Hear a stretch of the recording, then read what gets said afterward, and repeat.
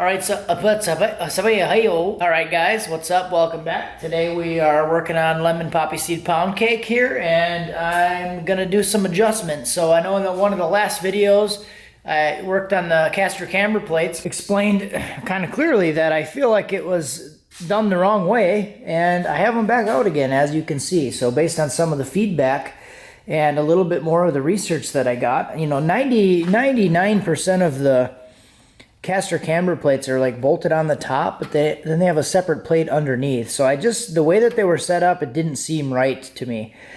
So I tried to flip them back to what I thought was right based on what I've seen on pictures, but I was never able to find this exact same kit. So I did find there is one place, and I'll put the picture in here, of a kit that's similar to this, and I think this is an AJE plate because it's all AJE front suspension and K-member and everything. And this is old stuff, but I was able to find one picture, and I'm pretty sure the article was from like 2006 or something, which aligns with the year that this car was kind of built and worked on and sold and all that other junk. So what I think I determined now is that the plate is set up this way. So this is originally the side that it was on, but this center plate was flipped upside down and on top of the plate, as you can see from the rings that were here. Basically, this was upside down and it was on the wrong side of the plate, but the whole thing was on the correct side of the car. So in the last video, I flipped everything to the opposite side and it ended up working. But what I think is supposed to happen with these, and kind of confirmed it with that other article that I found, and it was the same name brand, or it was an AJE name brand, which I'm assuming that this is AJE, that it goes in this way and have to do some trimming. And the article that I did find said that it required some trimming around here to kind of set this back. But this makes a lot more sense because the one in the article was mounted underneath, and it said that the AJE kit specifically was one of the ones that was different, that goes underneath instead of on the top because of the stress of, like a wheelie and then it's shocking, which makes perfect sense. And then a couple other guys were commenting about how I probably still had it upside down because the adjustment wasn't from the top and the square wasn't in the top. So there's a 1/2 inch square there, and this is perfectly adjustable now from the top side. So with this thing underneath, the little snout here is facing upward. The plate is mounted underneath. I'm going to do some trimming on the tower, but it'll be fully adjustable and bolted in from the top and underneath the strut tower, which, if that's not the right way, I feel good enough about it that I'm just going to leave it that way. While we're here and I'm already yapping, I did do some other work the other day, found some other interesting things. So I should just take the wheel off. I'm going to do that. I'll take the wheel off and I'll show you what I got going on. All right, so back over to this side.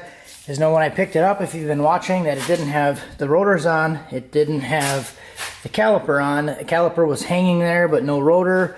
Everything was just kind of loose hanging here. The steering linkage was all messed up. So the other day I went and got all the hardware that I needed to finish bolting up the rotor. And I know these things are a little bit weathered, but you can tell as I've been spinning it, it's starting to kind of scuff off the rust scale and stuff. I mean, the pads, yeah, honestly, this stuff could probably be replaced, but I'm sure if we put a few miles on it, it'll figure itself out and it'll probably be good for a while. So I like these brake pads and everything. You can see it's just like one bolt. Take that bolt out and then these pads are just slide right out. So that's pretty cool. So you can see the Loctite I got all over everything. I was able to find some old aerospace PDFs for instructions like install and everything. So got this thing Loctited in, all the bolts, and then got some new bolts for the backside to hold the caliper bracket on. So those are all brand new. Everything's new bolts. Loctited in. These studs are 1/2 inch studs. The nut on the backside, and then I ended up drilling out this hole here for the spindle to 5/8. So I did go get a 5/8 bit, drill that thing out, and got it kind of set up with the bump steer kit. So I feel like this extension plus the bump steer kit extension is too much. So I'm sure this sleeve right here is probably set up for like a factory spindle. So I can probably just eliminate this, but I'll have to get a different length bolt, which isn't a huge deal.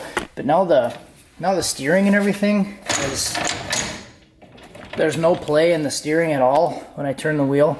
Before it was kind of like shimmy shimmy. Now it's all tight, and I just have these hand tight in there right now, but there's no play in the steering. I did look at the brake system here. So we have the front brakes already set up, still good to go, but somebody at some point, so this one's actually for the rear. So the front brake here goes, that's all hooked up, but someone at some point decided they were gonna try to be a hero and cut the rear brake line. I mean, I gotta resplice it or something, and then I did crawl underneath to look at the rear brake setup, and the brake line going to the back, this line going to the back is cut off and like folded in half 3 times, just rolled up. So the brake lines are in the rear gonna need to be redone. Front is pretty much good to go. I feel confident about how the caster camber plate's gonna be set up now, and I'm gonna do a little bit more trimming, get that stuff set up. And then one other cool thing I did look at, and I was kind of putzing around with the brakes, it still has a line lock on it already set up and plumbed in. So I should maybe test that, see if the solenoid and stuff still works.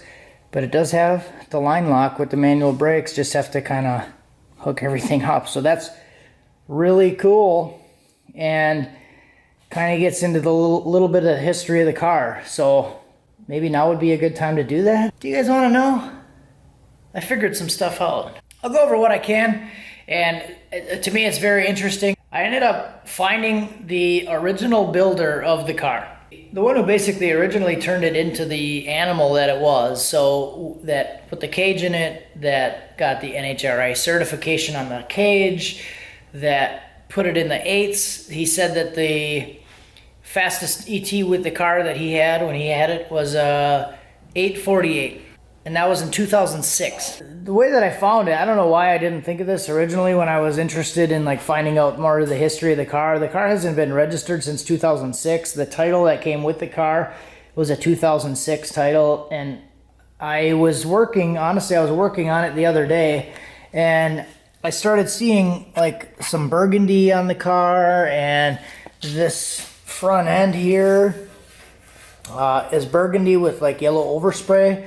So not really sure what happened there, and I was wondering because I have a lot of burgundy Fords in my family. So I have a burgundy Ford Ranger. My mom has a burgundy Ford F-150. When I was growing up, my mom and stepdad had a burgundy Ford conversion van. My grandparents, my grandpa had a burgundy Ford Thunderbird. They had a burgundy Jeep, which is basically a Ford thing. So I'm thinking about it, like as long as I can remember, my family has always had, I've always had a burgundy Ford in my life for some reason. I never really thought about that until I saw this on the car.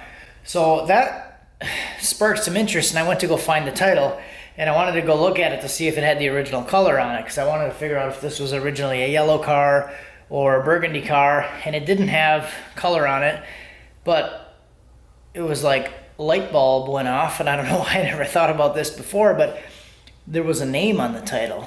Weird. So looked the guy up on Facebook, looked the person's name up on the title, and sure enough, we had one mutual friend, which was Jesse Kleber from Big Clyde, the YouTube channel. So we had one mutual friend, and I'm like, this has to be the guy. So started looking through some of the pictures, like stalker mode, you know what I'm saying, and found a picture of the car from like 2013 or something like that it was uploaded. So knew it was him, or had a hunch anyways, messaged the guy, and he responded almost immediately and was like, yep, that's my car, or was my car. So we started talking, and it was just a great conversation that we had about, he sent me pictures right away, and he still has pictures and all of this other stuff. So I'll upload those here, or I'll add them in the video here.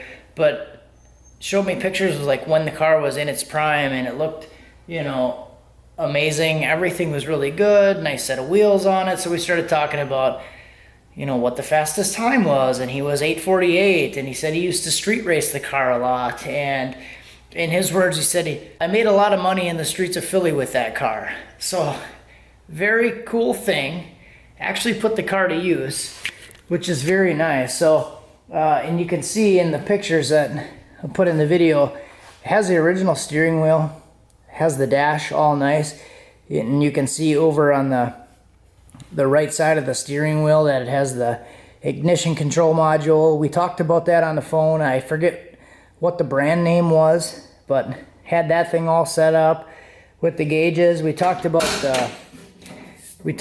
the interior, the door panel, as it has the tweed with the flames on it, and we were joking around about that. I'm like, man, this was somebody's 90s baby, wasn't it? And he said, yep, it was, because it was done in the 90s. He took it to a guy, and he just said, you know, do something with it, make a panel, make it black, and do whatever you want. He just wanted a black panel that worked, and this is what it ended up with. So it has the whole like full tweed interior, and that's what I was thinking, is this was done in the 90s, and he said it was. So yeah, even in the back here, it's got all tweed. You know, this was set up with actually like black carpet, but we got the tweed in there. But he did do the cage, did all the cage work, had the 850 certification on it, went 848, and that's, I think, is cool that it still has some of the original stuff. You know, the original GT Grant steering wheel, removable with the nitrous button, because this was a nitrous car, and had a small block Ford in it, 406 small block Ford. Has a full strange rear end, narrowed like 3.3 inches or 3.5 inches, so 35 spline, strange rear end, strange spool. It had aerospace components brake system on it when he had it. These are different wheels though.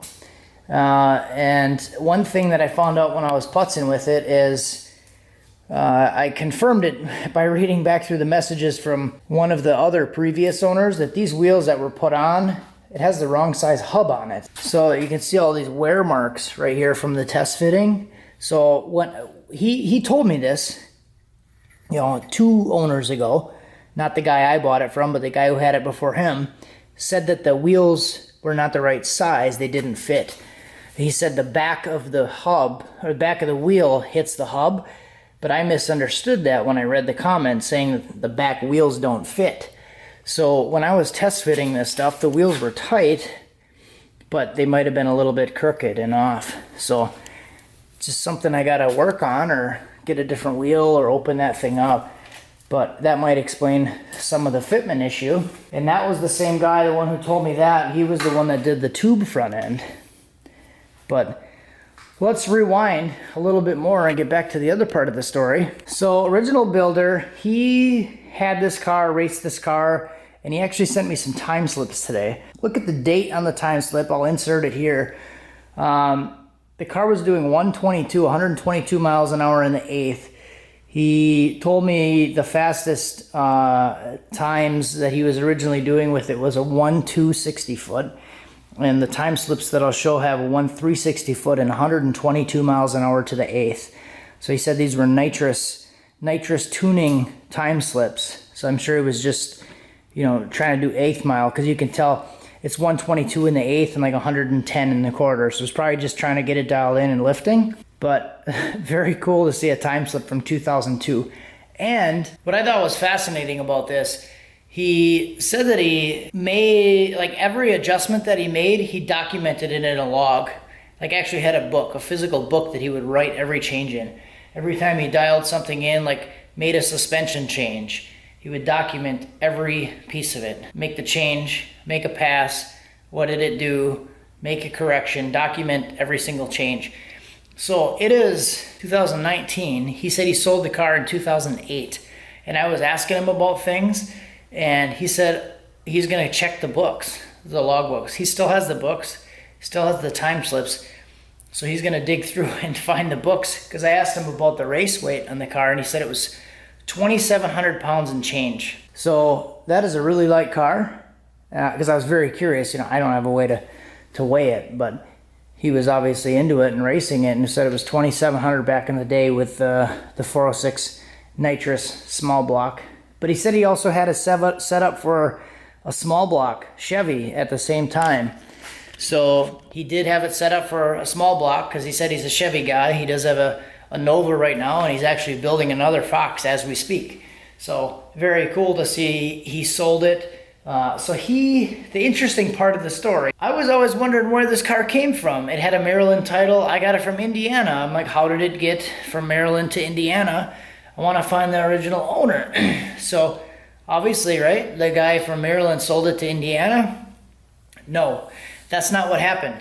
So he told me when he sold the car in 2008 as a full turnkey, running perfectly set up, everything was fine. Sold it for $20,000 in 2008 to a young kid in Texas. So, like, wow, the plot thickens, because now I have no idea how I still don't have any idea how it got to Indiana. So he sold it from Maryland to Texas, young kid in Texas. He said the kid was going to like some automotive school, and the way he described it, young kid, he had no idea where he was getting his money from, but he had a personal situation going on where he had to sell the car, and posted it on, I think he said Race Junk. Posted it on Race Junk. Young kid drove up, bought it. They went to go drive it and picked it up, left with it, and car went to Texas. So no idea what happened with that, how it got to Indiana, when it got to Indiana, who decided that they were going to be the wise guy, try to be a hero and rip the whole car apart. Not sure on that part of the story yet, which, I'm still curious. Like, how does it end up being this full turnkey running and driving 8-second car to 11 years later sitting in someone's front yard rusting under a tarp? Somebody decided they were going to rip this stuff apart, take it all apart, maybe do better, maybe he parted it out, not really sure. Most of the interior seems like it's still the same, except for the dash is also ripped out because weight reduction, bro. It's kind of where we're at. I think it's a really cool story.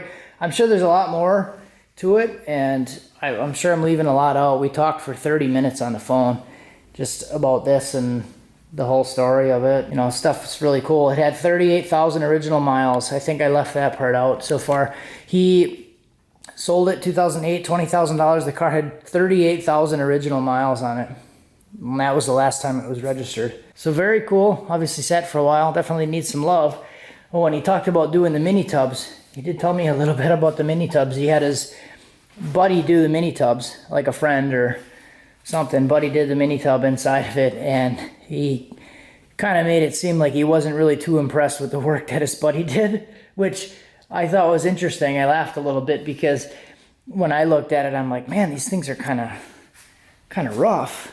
But it was funny hearing him say that. And he's like, oh yeah, I had my buddy do it, and man, I don't know what he was thinking when he did that. It was he was alluding to the fact that he wasn't really too impressed with the work that he did. But the car went 848 on a 275 rear tire, and it does have the parachute mount and everything, and this is definitely his baby. So I'm glad I got to talk to him about it, because it was really cool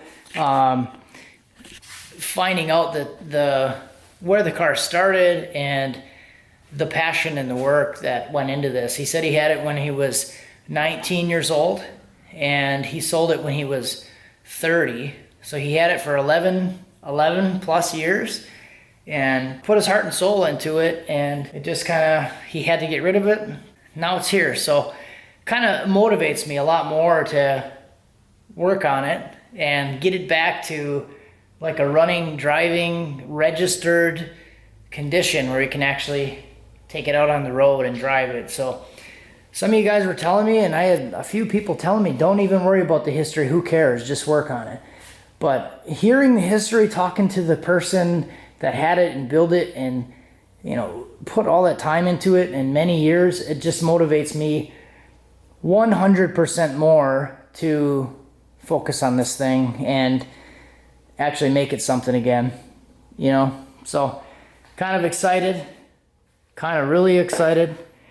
I mean, we got a lot of work done. It's probably had more work done to it in the last 3 days than it has in the last 10 years. So, I mean, aside from the 2 owners ago that actually did the tube front on it. So we're gonna get it going again, and still undecided what I wanna do as far as goals. But honestly, right now at this point, the car went 848, I know that. And I think I wanna make 847 the goal. You know, get it streetable again, register it, and get it to do like an 847. Obviously that's going to be a stretch for me. You guys know that first time I ever went to the drag strip was a little over a year ago with the truck, and fastest I've ever been in a vehicle is 11 seconds at 124. So this is going to be a whole new experience for me. I feel like it's an opportunity, and we'll be able to do it safely. There's not really any rush, but that would be the goal, is to try to make it faster than it was before.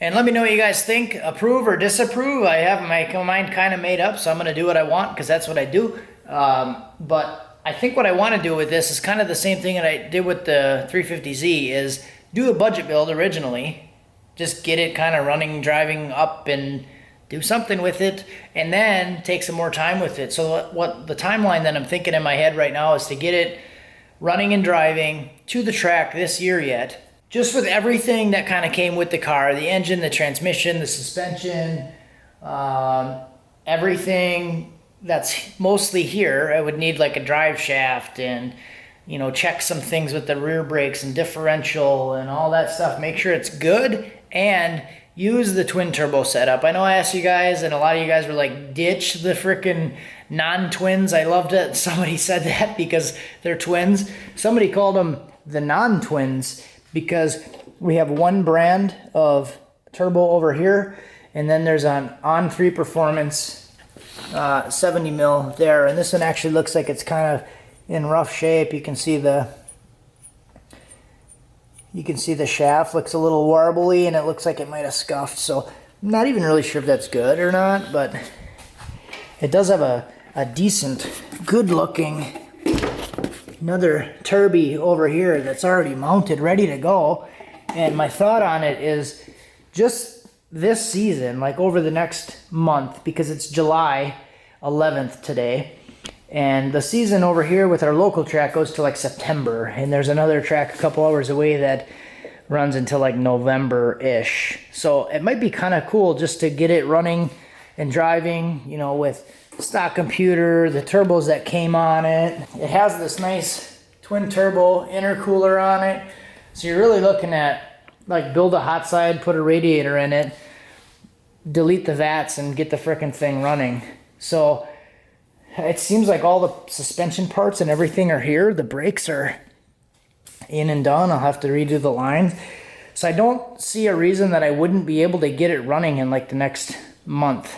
If I focus on it, you know, a couple hours a day here and there, get it running in like the next month, 2 months, and maybe even make a pass this year with the car. And who cares if it's not like super fast or whatever, but it'd be funny just to say like, hey, I bought this car for $3,500, used everything that was on it, and did something. Took a car that hasn't been registered for 13 years and got it driving again. So that's kind of where my head's at. Budget build just with the stuff that is here. Spend some time with it just over the next couple months, couple hours a day, tinkering around, get it going, and then over winter do something different with it.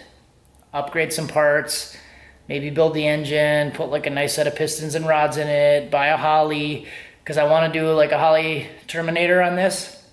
So that I think is where my head is at now, is budget build now, couple months, and then I'll have something to do over winter, is kind of upgrade some stuff, make stuff nice, a little bit stronger with the engine, actually maybe build a thing and throw a Holley in it. Try to go fast next year. That way you guys have something to watch over winter too. So yeah, let me know what you guys think. I've been talking for a long time. Thanks for watching. Have a good one.